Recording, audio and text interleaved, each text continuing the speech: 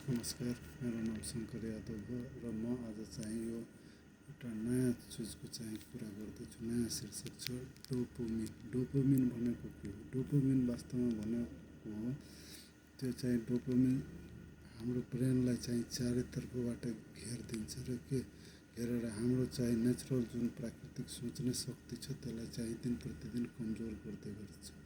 मानव उदाहरणको लागि यो भयो हाम्रो ब्रेन। यो हाम्रो ब्रेन भएर यसरी वरिपरि चाहिँ सोसियल मिडियाहरूले चाहिँ अहिले चाहिँ हाम्रो ब्रेनलाई घेरिदिएको हुन्छ र हाम्रो वास्तविक चाहिँ सोच्ने शक्ति चाहिँ दिन प्रतिदिन चाहिँ तल हुँदै गएछ।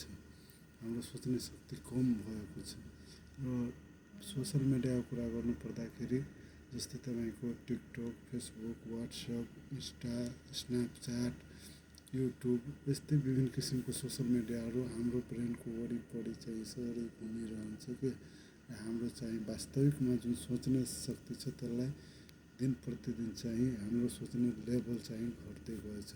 र झन् आजभोलि त एआईको आएछ र एआईले चाहिँ मान्छेको चाहिँ जुन नेचुरल प्राकृतिक सोच्ने शक्ति छ त्यसलाई चाहिँ हरासमेन्ट कम गर्दै गएछ।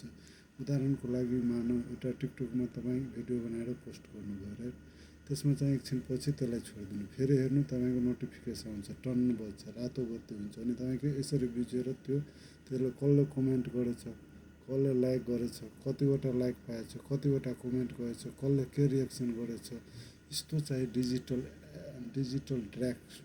त्यो डिस्ट्र्याक्सनलाई चाहिँ डोपामिन भन्छ कि डोपामिन भन्छ। र डोपामिन भनेको तपाईँको एउटा डिजिटल डिस्ट्र्याक्सन हो र यो डिजिटल डिस्ट्र्याक्सन आजभोलि सबै लमसम पर्दछ कि भर्खरै हालैसालैमा अमेरिकाको क्यालिफोर्नियामा एउटा चाहिँ सर्वे गरेछ र त्यसमा चाहिँ यो पत्ता लागेछ कि एकचोटि डिजिटल डिस्ट्र्याक्सन भयो भने 23 मिनट 46 सेकेन्ड एट्र्याक्सन गर्न फेरि टाइम लाग्दछ।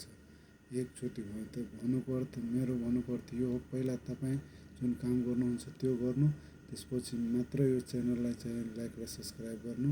डिजिटल डिस्ट्र्याक्सनबाट बच्नु, आफू पनि बच्नु, अरूलाई पनि बचाउनु। धन्यवाद, नमस्कार।